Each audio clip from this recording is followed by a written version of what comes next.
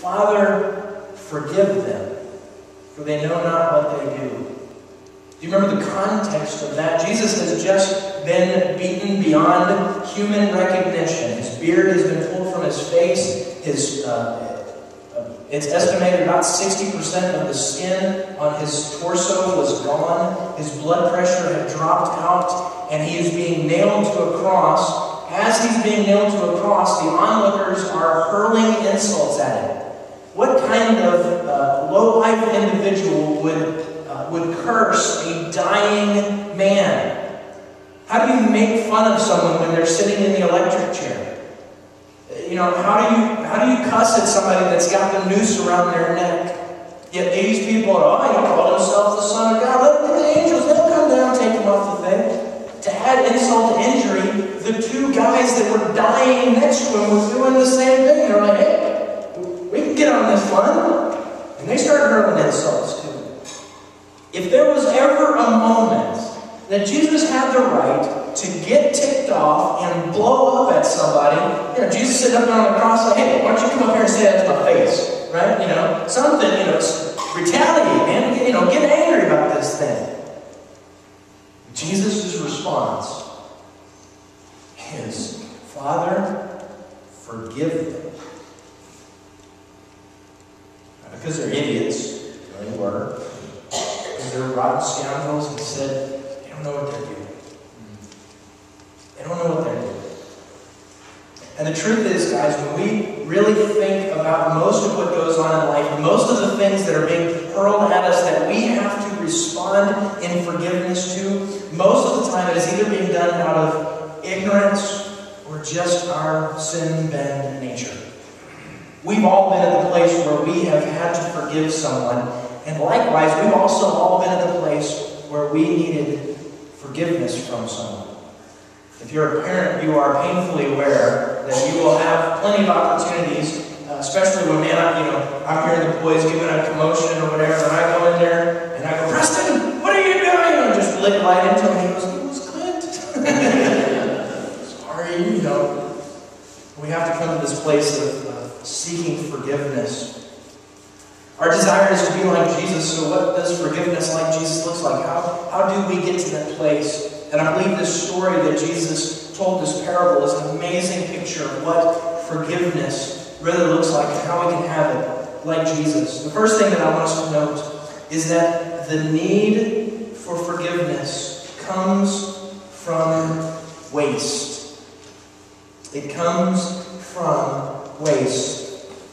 Let me explain that for you here. Jesus, when he told this story, he said there was a man who had two sons. There was an older son and a younger son. And the younger son came to his father and said, give me my portion of the inheritance. Now, to understand exactly what that looked like in their culture, the eldest son got the greater portion. It was just part of the culture. And that didn't happen until after you died. So this younger son is totally, bucking the system. He's totally going outside of the lines. It'd be like us going to our parents today and saying, hey, I know you ain't dead yet, but what would be my portion of the inheritance? What would that look like? And, is there any way I can get maybe a little bit more out of this thing? And kind of negotiating our parents' will type thing. That's kind of what it looked like. Which the dad was like, hey, that's fine.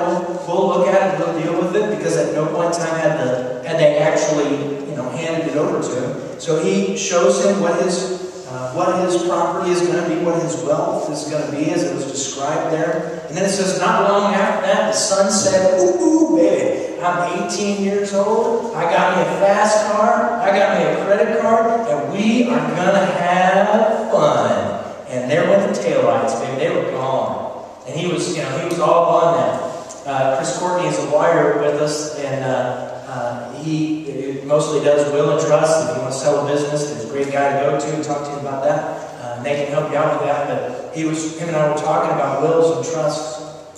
And I found it really interesting that parents are becoming very wise.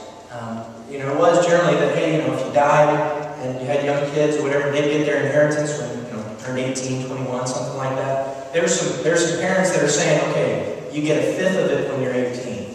You get another fifth of it when you're 30. you get another fifth of it when you're 60. You know, it's like you're dragging this thing way out. Why? Because, you know, how many of you guys when you were 18, and if you got $150,000, you'd be like, all right, man, I'm going to wisely invest this in stocks and mutual funds. We're going to greatly increase in this. I'm going to buy myself an old beater car, get it paid for it. We'll drive this thing off, and man, you know, we're going to be frugal with this stuff. Right. Give me that GTO that's like red with some yellow pinstripes, man. We're going to have some fun, right? You know, that's what it's going to look like, and that's pretty much what happened with this. The young man got everything that he wanted, and he started having a ball. Went to town on it. Well, even that, you know, it's yours. You're more than welcome to do what you want with it. It is yours. But what happened? You know, he had as much fun as he could get, and probably had more fun than he could get on what he had, ran out, and then the economy crashed. Wall Street fell in, banks started closing, the world was coming to an end. Sound familiar with anybody around where we are today? And he found himself at that place. He had wealth, and now he ain't got nothing. He's just got a bunch of bad hangovers. That's all he's got. That's the sum total of his wealth. And he finds himself literally at the lowest rung of their society, feeding pigs. I mean, pigs were, I don't even know if we have, doing his job, I don't even know if we have a job that would equivalent the low status of what that looked like in their day. And it was a bad, he found himself in a bad place. And he had literally just wasted everything. He said, well, Chris, what does wasting have to do with forgiveness? What does that look like? Well, to help us understand this, there's several things that we waste, and I only listed 4 here. One is time. We waste time. And what I mean by waste time, it doesn't necessarily mean that we're wasting time by just simply sitting watching TV or playing video games or just being couch potatoes or whatever it is that we're doing. Because you can do those things and not be wasting time. You can be investing in other people and spending quality time and things like that. But friends, there's too many husbands, there's too many wives that after years and years of life together have realized that they need to seek forgiveness because they've wasted years of time that they should have been serving and loving their spouse. And they realize, wow, I've wasted it. I had a conversation with a lady the other day who her husband had passed away a year before. She was his second wife. He divorced his first wife after 50 years. I wanted to go dig him out of the ground and beat him. I was mad.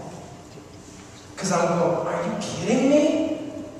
You would, I mean, show something, love something, be intentional, and don't waste this time. Apparently, he wasted it. Guys, we have spent times in our lives where we look back and we realize, wow, there's a lot of time that I could have spent with somebody. I could have invested in somebody, yet we wasted time.